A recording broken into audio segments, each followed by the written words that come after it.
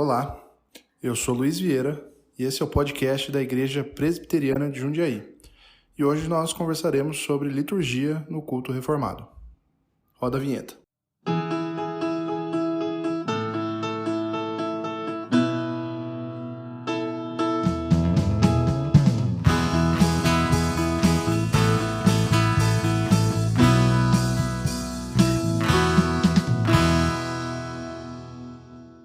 Olá a todos, seja muito bem-vindo, você que sempre nos escuta, você que começou a escutar talvez por esse podcast.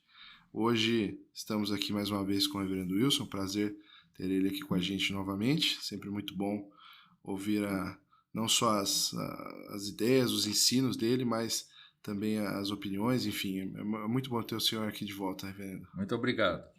E hoje nós vamos falar sobre o tema de liturgia. E eu acho que é muito interessante a gente conversar sobre isso. Eu também gosto de no começo, usar exemplos meus, porque eu acho que ajuda a não só introduzir, mas a pontuar o porquê que a gente está falando sobre essas coisas, né? Mas quando eu me converti numa igreja carismática, né? E uma coisa que é diferente da igreja presbiteriana, do culto da igreja que a gente tem aqui, é realmente a liturgia. Então as coisas elas acontecem muitas vezes de formas diferentes e às vezes as pessoas não sabem explicar, não sabem dizer o porquê que aquilo acontece, por que acontece dessa forma. Então, pastor, a minha primeira pergunta seria: o que é a liturgia? Bom, liturgia é uma palavra que vem do grego liturgos, que traz a ideia de serviço. Certo. Na verdade, quando pensamos em uma relação da pessoa com seu Deus, existe uma forma pela qual a pessoa deve se apresentar a Deus. Por exemplo, Deus resiste aos soberbos, mas aos humildes dá graça. Certo. Então você, ao pensar em se relacionar com Deus, você precisa se estudar. E você precisa saber se você está vindo a Deus e com que interesse você está vindo a Deus. Certo. O que você veio procurar em Deus? Pode ser uma necessidade, pode ser uma enfermidade, pode ser um estado de alegria, um estado de gratidão, mas você precisa dizer: eu sou criatura, ele é criador. Eu sou ser humano, ele é Deus. Certo. Então, em princípio, a liturgia é o serviço que a criatura humana, crente no Deus que vai procurar, né? No nosso caso, uma pessoa cristã, convertida, que vai procurar a Deus da maneira correta. Ok. Então, a liturgia significa exatamente esse serviço feito de acordo com a vontade de Deus. Ok. É interessante Jesus falar com a mulher samaritana o seguinte: Deus procura adoradores que o adorem em espírito e em verdade. Quer dizer, que haja sinceridade de coração, mas que haja também método. Certo. E a liturgia, basicamente, é a forma metódica pela qual a gente se reporta a Deus. Quer dizer, então, que Deus, ele mostra pra gente como que ele quer ser adorado. Sim. Deus é de ordem, diz a Bíblia. Deus é de ordem. Ele não gosta de desordem. Então, nós vemos a liturgia como um passo necessário para que haja uma comunhão adequada diante de Deus. Sim. E eu comentei que, por exemplo, em igrejas evangélicas sim, mas igrejas que não são reformadas, não existe muito um padrão.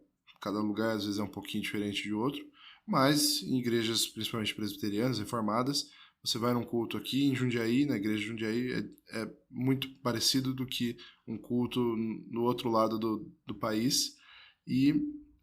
Mas, assim, pastor, esse modo como a gente trata a liturgia hoje, de onde que a gente tira isso? Bom, inicialmente a gente tira das Escrituras. Certo. Há inúmeras passagens das Escrituras que demonstram que uma pessoa não podia chegar de qualquer jeito diante de Deus. Tá. Os filhos de Arão, por exemplo, chegaram com fogo estranho. Uhum. Não sei se você se lembra dessa passagem, e Deus recusou. Sim. Deus não aceitou aquele fogo estranho. Nós vamos para Isaías, por exemplo, e nós verificamos que Isaías vai ao templo para orar. Ele está muito triste porque o império, ou melhor, o reino do rei Uzias acabou, terminou, porque ele faleceu. Ele está triste ali e ele recebe uma visão. E nessa visão, o que ele vê? Ele vê Deus entronizado, ele vê os anjos em volta de Deus, os arcanjos, não é? Os serafins. Serafins. Ele vê os serafins em torno de Deus dizendo santo, santo, santo, santo, santo, santo. E ele mesmo se sente muito mal com isso. Certo. Porque ele começa a dizer, ai de mim, que vou perecendo, eu sou uma pessoa de lábios impuros. Quer dizer, na mesma hora, diante dessa visão de majestade, de santidade, ele enxerga o próprio pecado. Ok. E ao enxergar o próprio pecado, ele diz, eu estou morrendo. Então, na visão, Isaías recebe um anjo que lhe toca na língua com uma brasa. E diz, o teu pecado foi removido. Certo. Aí, ele ouve uma voz, porque ele agora está perdoado. Ele ouve uma voz que dizia, a quem eu vou enviar? E ele diz, eu quero ser enviado. Então, a voz continua dizendo, a voz de Deus continua dizendo, olha, então você vai para esse povo, você vai falar, mas eles não vão te ouvir. Enfim, ele recebe a missão. Certo. Então, com isto, neste texto a gente enxerga, em primeiro lugar, quem Deus é. Deus é santo. Quem sou eu? Eu sou pecador. O que eu preciso fazer para me comunicar com Deus? Eu preciso reconhecer meu pecado e ser perdoado do meu pecado. Certo. Em quarto lugar, Deus fala comigo e me desafia a um ministério. Em quinto lugar, eu vou. Ok. De repente você percebeu, nesta visão de Isaías, uma ordem litúrgica. Quando a gente vem para um culto, a gente primeiro precisa lembrar quem Deus é. Certo. Depois, a gente tem que lembrar quem a gente é. Depois, a gente pode introduzir um elemento aí que é o elemento de gratidão a Deus pela nossa salvação. E a gente pode então vir com um quarto elemento e dizer o que o Deus vai me falar. E esta é a mensagem. Esta é a pregação da palavra de Deus. Deus falando com a gente. Isso. E, por último, a gente dizendo, eis-me aqui, eu estou pronto para ir.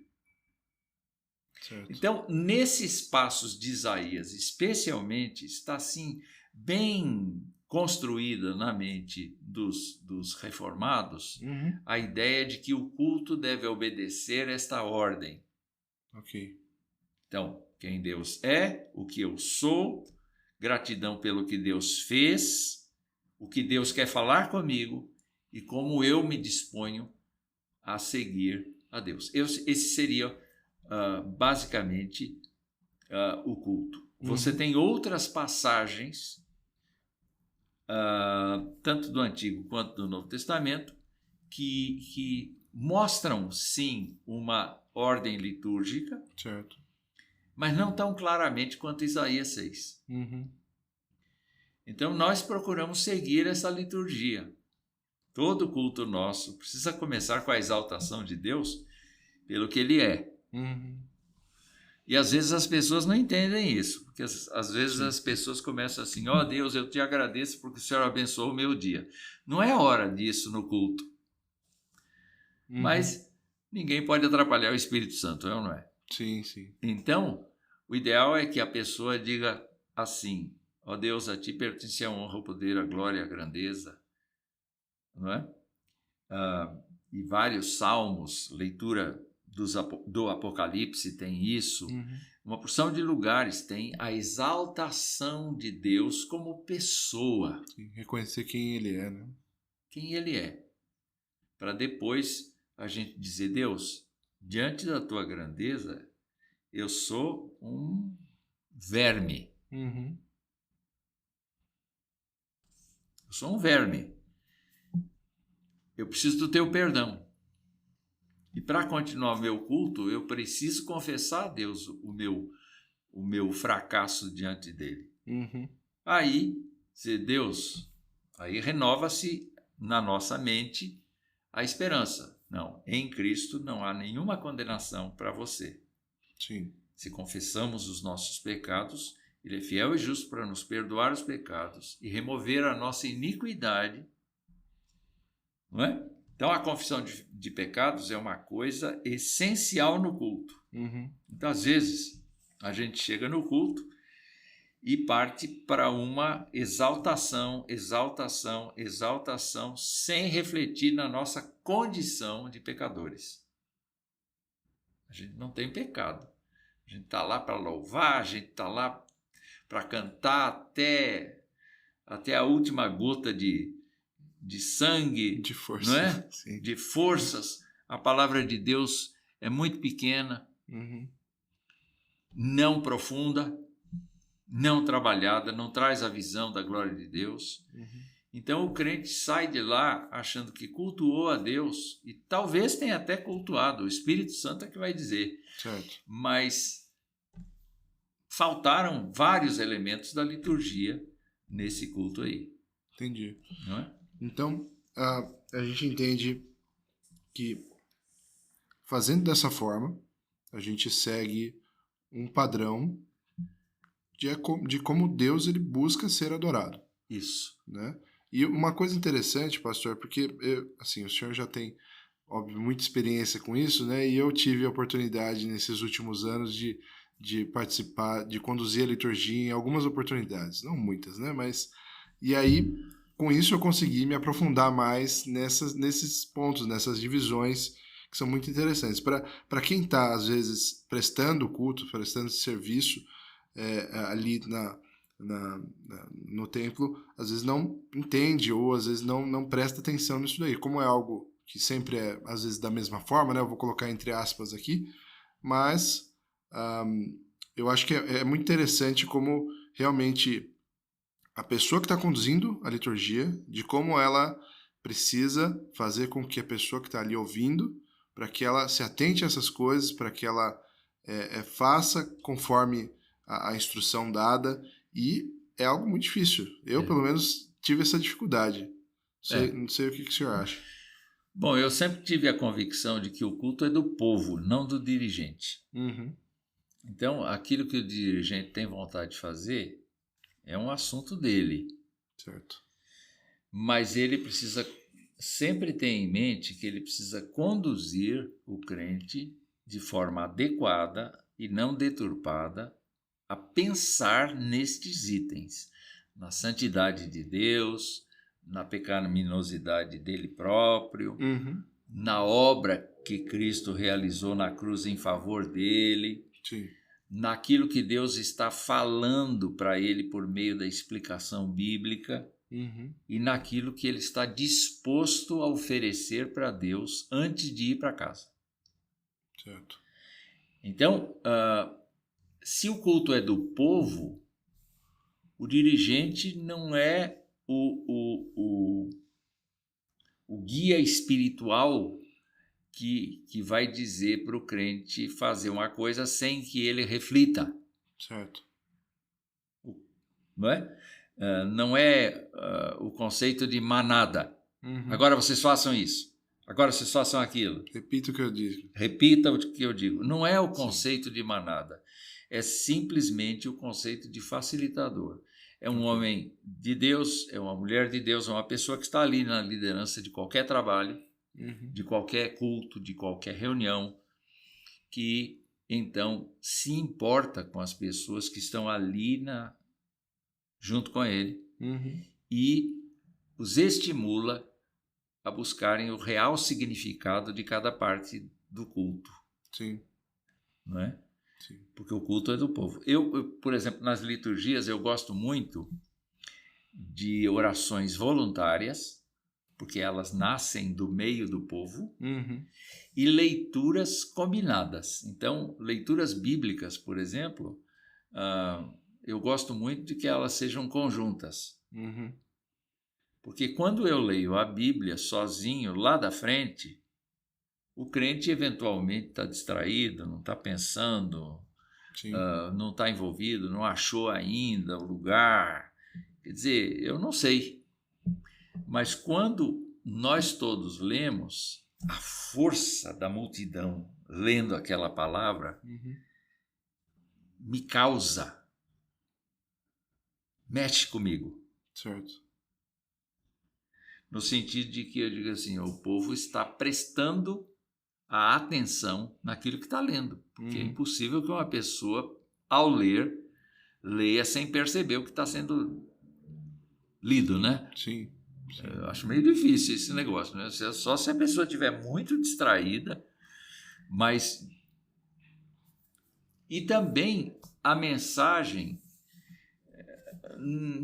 não deve ser uma coisa que seja fora da alçada do nível de percepção das pessoas. Não pode ser algo muito intelectual, por exemplo, você disse. Nem muito intelectual, nem muito ignorante, assim, sabe? Sim. No sentido de sem sentido. Simples. Não, no sentido de sem sentido. Pode ser simples. Tá. E, preferencialmente, a mensagem de Deus deve ser colocada sempre de maneira simples. Ok. Mas quando você fala coisa que não tem nexo, ou então quando você vai para o outro extremo e fala tão cientificamente que ninguém entende, tão filosoficamente que ninguém entende, você tem que ter o senso de que a palavra de Deus precisa ser traduzida de uma maneira que o crente participe e tome uma decisão a respeito do que ouviu. Certo. Então não adianta você apresentar uma série de informações dentro da liturgia que o crente só toma conhecimento, mas não toma nenhuma resolução. Num culto se espera que o crente saia diferente do que chegou. Uma coisa que eu acho muito interessante, que a gente faz, não todo culto, mas às vezes, é algo que a gente deveria fazer por conta própria, mas o que às vezes a pessoa que está responsável pela liturgia, ela coloca que é às vezes uma música, um hino de resposta à pregação. Isso. Eu acho isso muito interessante, porque justamente força a gente a refletir e a falar, beleza, eu preciso mudar, eu preciso pegar o que eu ouvi aqui e fazer alguma coisa a respeito, né? Isso mesmo. E o que não necessariamente acontece de maneira natural, né? Não. De maneira natural, não. Às vezes as pessoas vêm à igreja e elas vêm com uma necessidade específica e o assunto abordado, a forma como o culto é conduzido, não atinge aquilo que a pessoa está sentindo, está vivendo, está sofrendo. Tá. Então o culto praticamente não foi para ela. Eu tenho que lembrar... Deus não falou comigo hoje. Como se isso fosse possível, né? Mas aí que está. Se nós ficarmos atentos, alguma coisinha sai. Sai. E tem muita gente que me diz assim, pastor, eu estava com essa pergunta diante de Deus e no culto de hoje Deus me respondeu. Certo. E o pregador nem sabia. Então aquela mensagem toda foi captada pela pessoa segundo a sua necessidade. Ok. Agora, a liturgia, vamos nos lembrar, é sempre no sentido daqui para Deus. Ok. Não é exatamente eu fazer o que eu gosto, Uhum. mas é fazer o que Deus quer.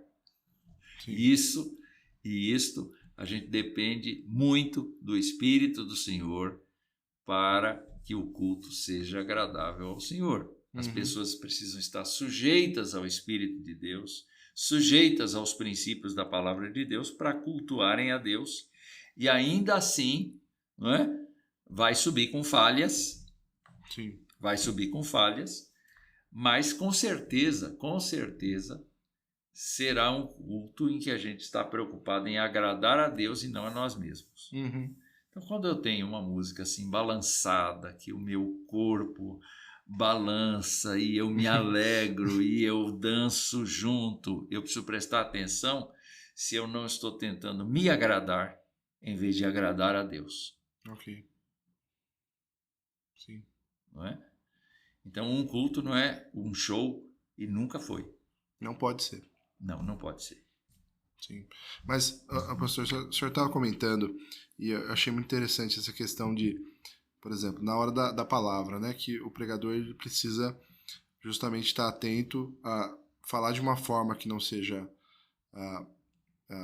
Nem talvez filosófica nem demais. filosófica demais e nem colocar coisas que não fugem muito do texto, enfim, contar talvez testemunho, coisas assim que não fazem muito sentido, né? Mais do que isso, a pessoa, às vezes, não estuda o texto Sim. e imagina alguma coisa absolutamente fora de contexto, fora de propósito, Vai longe do que o significado do absolutamente longe. texto. Sim. Não fala coisa com coisa. Uhum. Então, nem uma coisa nem outra, nem uma filosofia, nem um abstracionismo tolo. Uhum. E aí eu fiquei pensando sobre como o culto ele deve ser um lugar onde tem pessoas de diversas idades, pessoas que são Diversas novas, culturas, diversas culturas, mas vamos falar diversos graus de fé. diversos graus de fé. Às vezes a pessoa é nova convertida, às vezes a pessoa já é um crente velho, né, velho de tempo de convertido. E uma coisa que eu me lembro quando a gente começou o trabalho com jovens lá em 2025, se eu não me engano, enfim, tinha algo que era o culto dos jovens. Eu falei, não, pessoal, a gente não tem culto de jovens. A gente pode, é uma reunião de jovens, pode chamar qualquer outra coisa, tanto que hoje chama conexão. Tá. Mas o culto, ele acontece no domingo. O culto, Sim. ele tem que ser uma junção dos crentes, todos os crentes, não segmentado por faixa etária, né? E eu acho que é muito, muito interessante como a gente tem esse cuidado, né? Como vocês que conduzem a liturgia têm esse cuidado de justamente fazer as coisas de forma com que não fique segmentado por faixa etária. Por exemplo, o senhor comentou sobre a questão de música, né? Uma coisa que particularmente me incomoda. Eu não sou uma pessoa, o senhor gosta de música, o senhor canta, eu não canto nada. Então, se eu vou no culto e a música está num tom muito alto, o que eu vou fazer? Eu não vou cantar, porque eu não quero passar vergonha, porque eu não vou conseguir chegar naquela nota. Então, isso vai me atrapalhar. E eu sei que existe uma preocupação da parte de quem está conduzindo, de quem está escolhendo as músicas, até nisso, né? Até no tom da música, né? Sim. A gente precisa realmente ficar atento à necessidade das pessoas, mas primariamente naquilo que a gente vai apresentar a Deus, precisa ser sincero de coração. Sim. E precisa haver uma sujeição de todos em torno do tema de cultuar a Deus, né? Agora, pastor, eu queria saber como que a igreja presbiteriana, ela considera então a liturgia? Tá. Olhe, a igreja presbiteriana, desde 1951,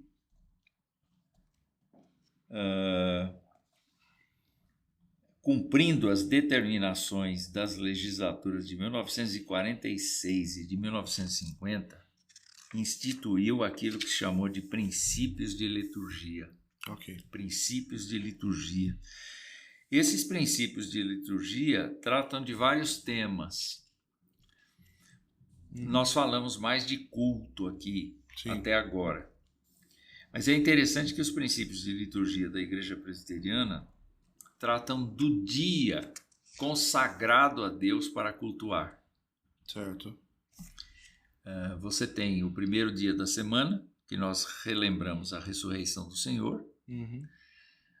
E esse dia, o crente deve evitar, segundo os princípios de liturgia, deve evitar de se gastar em outras atividades que não o culto a Deus.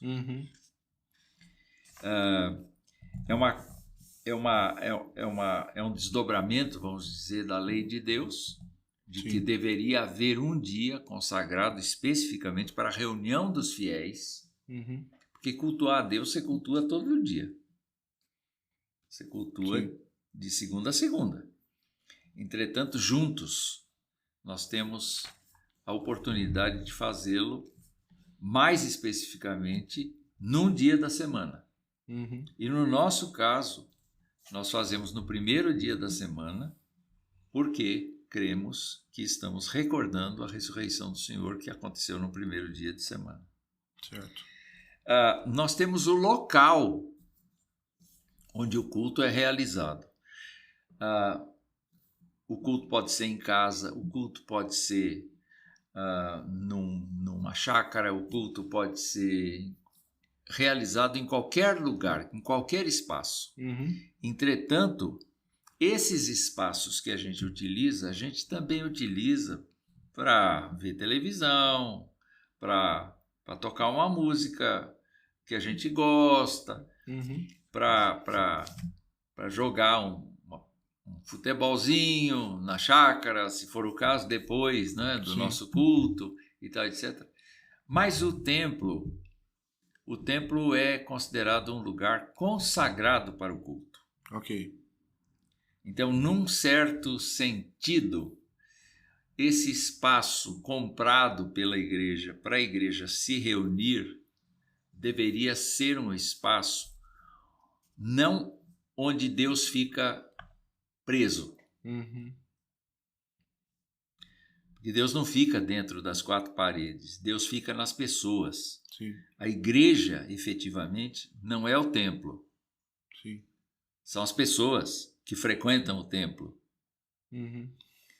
Mas quando a gente vem para cá, a gente imagina que esse lugar não daria muito certo se a gente abrisse os bancos aqui e, de repente, promovesse assim uma sessão de dança. Um teatro. Um teatro. Não seria um lugar para stand-ups. Sim. Não seria um lugar para disputa política, para discurso político. Você falou o quê? Para um show, por exemplo. Para um show. Então, a compreensão de que esse lugar é consagrado, é dedicado ao culto, pressupõe que as atividades que nele se exerçam são atividades que conduzem o crente a uma adoração. Então, se disser assim, hoje nós vamos ter uma palestra para a mocidade, em que nós vamos falar de higiene pessoal. Certo. Pode ser no templo? Claro que pode. Em que sentido? No sentido de que não haja desrespeito com o propósito desse lugar. Que o propósito desse lugar é cultuar a Deus e abençoar pessoas. Sim. Então, nossas crianças podem ocupar o templo? Podem. Elas compreendem o lugar? Não necessariamente, mas elas podem. Elas aprendem a cantar no templo, elas aprendem a se apresentar diante de um público maior. Sim. Nesse lugar. Então, o templo é sim um lugar dedicado ao culto, é uma casa de oração, está aberta para quem quiser entrar, não está fechado. Também a Igreja Presbiteriana fala do culto público, então desse evento que acontece, que a gente já conversou bastante aqui. Mas também entende que dentro da liturgia nós temos que ter o nosso culto pessoal, o nosso culto individual, seja em casa, seja aqui, seja em qualquer parte. Certo. Ela trabalha também como é que as pessoas são recebidas na igreja. Então faz parte da liturgia nós batizarmos os nossos filhos, segundo a aliança que Deus faz, professarmos a fé e recebermos pessoas como membros da igreja e, obviamente, todos aqueles que são membros da igreja participarem dentro da liturgia da ceia do Senhor. Ok. Então é interessante até você pensar no cálice e no pão. Essas coisas, elas só têm valor simbólico de sangue e corpo de Cristo dentro do culto. Então, enquanto nossos irmãos estão preparando a ceia, estão colocando ali nos cálices e cortando o pão, aquilo é pão e suco de uva. Não é algo sagrado. Não. Quando vem pro culto e quando vem para a Santa Ceia, adquirem o valor simbólico de Certo. corpo e sangue de Cristo. Terminou o culto, aquilo volta ao uso normal. Não precisa enterrar. Não precisa enterrar. Não precisa enterrar. Sim. Porque a validade é essa. Com relação a casamento, casamento para nós não é sacramento, não é meio de salvação, não é obrigação imposta pela igreja para a pessoa alcançar a graça de Deus. Okay. O casamento é instituído por Deus, mas quando existe um casamento cristão, ele é um culto. Ele é um culto. A gente vem buscar a bênção de Deus sobre ele. E nos princípios de liturgia ainda nós temos a situação de visitação, de enfermos, a participação dos ministros em funerais, uma página sobre jejum, sobre ações de graças. Então, você diz assim, crente presbiteriano não jejua. Jejua. Então, em que condições isso se dá? Isso se dá como uma forma de culto a Deus. Não é? Eu não jejuo para exigir de Deus qualquer coisa, eu não faço barganha com Ele. Sim. Eu jejuo porque o meu desespero é grande, a minha luta é grande, eu preciso da graça de Deus. E aí, então, dentro dos princípios de liturgia, ainda há a ordenação e a instalação dos presbíteros, dos líderes leigos da igreja, que são eleitos pela própria igreja para governá-la. Então, presbíteros, diáconos, e também como é que a gente trata os que vão ser pastores um dia. Certo. Como é que eles são licenciados para pregar, como é que eles são ordenados, quais são as demandas, como é que eles são, então, tratados, como é que a gente organiza as igrejas. Tudo isso é chamado de princípios de liturgia da Igreja Presbiteriana do Brasil. Vai muito além do culto. Vai muito além do culto. Na verdade, toda e qualquer atividade que a igreja faça, ela deve entender que está fazendo para a glória de Deus. Então, eu queria entrar num campo que você não me perguntou, se me permite. Sim, por favor.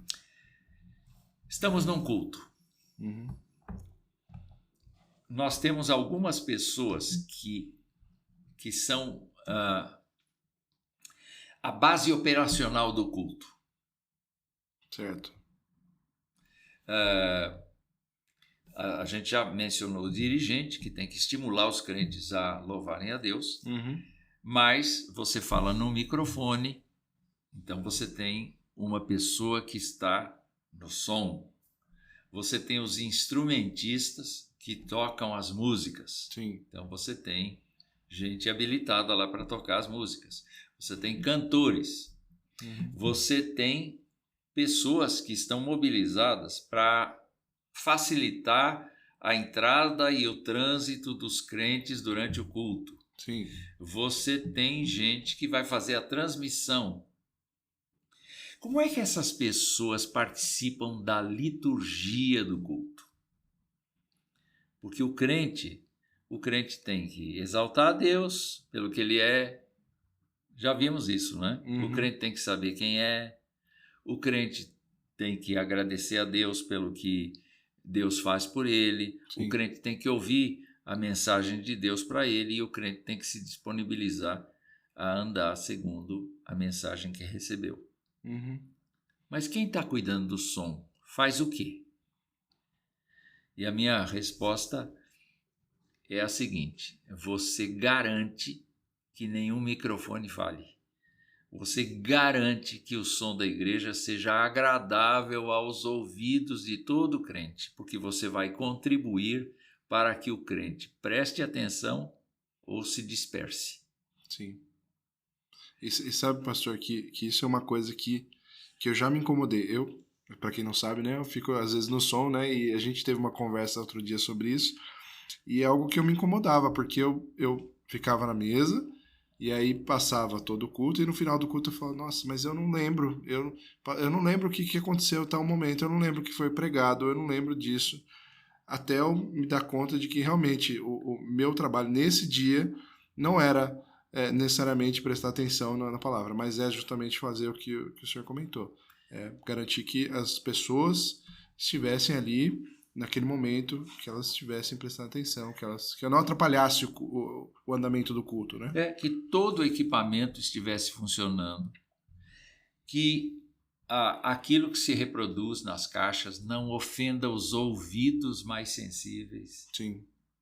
que cada parte do culto seja fielmente captada, a fim de que na transmissão a pessoa que vê a transmissão seja abençoada lá. Uhum. E a mesma coisa com outros, quer dizer, tem diáconos, por exemplo, que ficam num lugar onde não é possível ouvir nada. Sim. Eles às vezes ficam na porta. Uhum. E eles têm que zelar para que haja boa ordem, segurança e uma opção de outras coisas necessárias para o funcionamento do culto. Uhum. Então, o meu culto, quando eu estou numa dessas áreas, é exatamente fazer com que tudo ande de acordo para a glória de Deus. Sim. Então, o instrumentista deve se concentrar no sentido de não errar. Uhum. Deve se concentrar no sentido de não aparecer, porque ele não está ali para aparecer. Uhum. Não é? Quando a gente vai para um show, a gente verifica os trejeitos dos músicos e eles Sim. ficam fazendo gesticulações ali, como se eles estivessem passando pelo maior sofrimento do mundo. Aquelas caretas que eles fazem quando eles dão aqueles acordes doidos Sim. lá. Na igreja não. Na igreja cada um de nós precisa saber o seu lugar, precisa saber a sua função e precisa exercer a sua função. Então eu diria que uma pessoa que cuida da mesa de som sai tão cansada quanto o pregador. Porque ela tratou de fazer com que tudo funcionasse perfeitamente. Uhum. Né? Para a glória de Deus. Sim. Então eu penso que quando a gente vem para adorar a Deus, a gente vem para adorar a Deus como um cristão que participa do banco, ou a gente vem como uma dessas pessoas que tem uma função específica e aí a gente garante que o povo de Deus foi abençoado pelo nosso trabalho. Sim. Não é meramente um controlador de teclas, mas é alguém que está dizendo, Deus me instrui, me abençoa aqui, para que eu possa manusear esse equipamento com capacidade para glorificar o teu nome. A pessoa está prestando culto. Sim. Ainda que não está falando de coisas espirituais, mas está prestando culto. Tudo quanto você fizer, faça em nome de Jesus. Essa é a palavra. Por isso que também é importante, né, que assim, isso não é uma regra, né? Mas que essas pessoas, né? Então a gente está falando aqui de instrumentistas, de operadores de som, de as pessoas que ficam na parte de transmissão, que sejam crentes. Porque se a pessoa não é crente, ela está ali só, talvez, fazendo um trabalho, e por mais que aquilo lá tenha uma excelência específica, artística ou técnica, ainda assim a pessoa não está prestando culto, ela está ali. Não. E para nós isso é o que o senhor falou, né? A gente está prestando culto dessa forma, né? Nesse trabalho, né, específico. Muito interessante isso, pastor. Então, o meu convite para você é o seguinte: quando você termina a sua atuação como controlador de som, faça o propósito de assistir o culto depois. E dizer, olha só o que aconteceu no culto. Sim. E como eu estou sendo agora abençoado por essas partes. Mas eu mesmo, na hora, não vi, porque estava ocupado, zelando para que tudo ocorresse 100% bem. O que eu geralmente faço é de manhã, por exemplo, tem o culto de manhã, e aí eu escuto o culto de manhã para ver o que eu errei para eu não fazer de novo de noite. Eu quero fazer um teste com você. Sim. Assista o culto para louvar a Deus. Sim, vou fazer isso. Porque aquilo que já aconteceu, aconteceu. É claro que você aprende com os erros. Mas ao assistir, diga a Deus, me deixa ficar pescando fracassos aqui, né? Mas me abençoa, me edifica e recebe o meu louvor agora. Não é? Sim. Bom, pastor, eu acho que a gente conseguiu falar bastante sobre esse tema, é um tema muito, muito interessante, e não sei se o senhor tem mais alguma coisa que o senhor quer comentar. Não, eu só quero agradecer a oportunidade que você me dá. E agradecer também porque eu sei que esse ministério é um ministério muito sério. E eu espero que você que nos ouve seja uma pessoa que não apenas ouça, mas assimile, reflita, discuta aquilo que você ouve. Procure desenvolver o seu discernimento e julgar as coisas de acordo com o temor de Deus que habita no seu coração. Deus fortaleça você. Deus abençoe você. Amém, amém. E o pastor, ele fez um desafio aqui para mim e eu faço para você também. Se você é uma pessoa que vem aqui nos cultos e está no banco, então faça esse trabalho de identificar essas divisões que a gente comentou aqui, de você prestar atenção nisso e falar, olha, agora é um momento de contrição. Por quê? Por conta disso. É o momento agora da palavra, então ao acabar a pregação, lembre-se de que você precisa dar uma resposta disso. Então, fica esse desafio aí para você. E se você ficou até aqui, a gente agradece a sua participação aí em ouvir, em estar sempre aí com a gente. E pedimos que você se inscreva nos nossos canais, no YouTube, que dê like, que comente, se tem algum comentário, alguma dúvida. É sempre muito bom receber comentários e ver que as pessoas estão participando, estão ouvindo e estão sendo edificadas, assim como eu também fui. Então, acho que é isso. Deus abençoe você e até a próxima. Tchau, tchau. Tchau, tchau.